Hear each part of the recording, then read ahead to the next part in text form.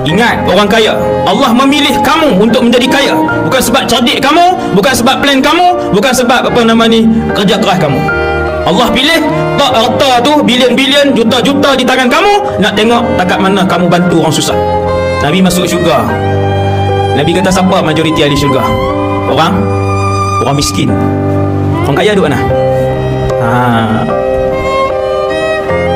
Selalunya orang bila Allah bagi kaya, dia lagi kedekut ke lagi pemurah? Lagi kedekut. Lagi Tuhan duk tambah kedai kat dia, duk tambah 3 biji, 4 biji, lagi tambah, lagi kedekut. Syarikat daripada 2 jadi 4, jadi 5, lagi tambah, lagi kedekut. Aku melihat majoriti ahli syurga itu di kalangan fuqara, kata Nabi, di kalangan orang miskin.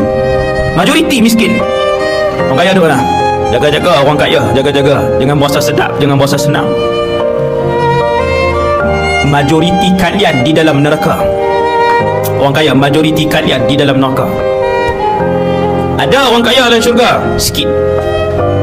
Subhanallah.